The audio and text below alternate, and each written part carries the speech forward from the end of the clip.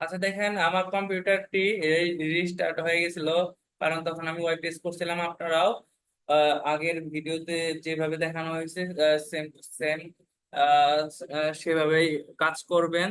এখন দেখেন, যদি আমি এখানে হাইপার ভি লিখে সার্চ করি, তো আমাদের এই যে হাইপার ভি ম্যানেজার চলে আসছে আর কি।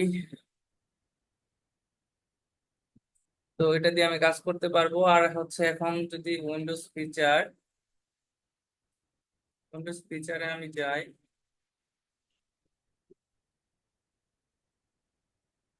এখানে গেলেও দেখবেন এই যে হাইপার যে অপশন গুলা এগুলা এখানে চলে আসছে, এবং এগুলা এখানে রাইট যদি ক্লিক করা থাকে, রাইট চিহ্ন থাকে পাশে, তার মানে এগুলা ওকে আছে।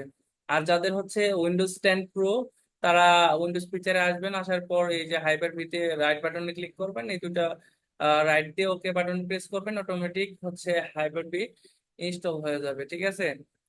তো ভিডিওটা দিলাম কারণ হয়তো বা অনেকেরই প্রবলেম হচ্ছে, যাদের উইন্ডোজ 10 হোম ভার্সন ইউজ করতেছেন। তো আমার পক্ষে তো সবার ল্যাপটপে একটা একটা করে এইভাবে ইনস্টল করা সম্ভব না, অনেক সময় প্রয়োজন। এই জন্য ভিডিও ডেমো দিয়ে দিচ্ছি, যাদের সমস্যাগুলো আছে তারা ভিডিও ভালোভাবে দেখে এভাবে প্রবলেম সলভ করবেন। ঠিক আছে? Thank you.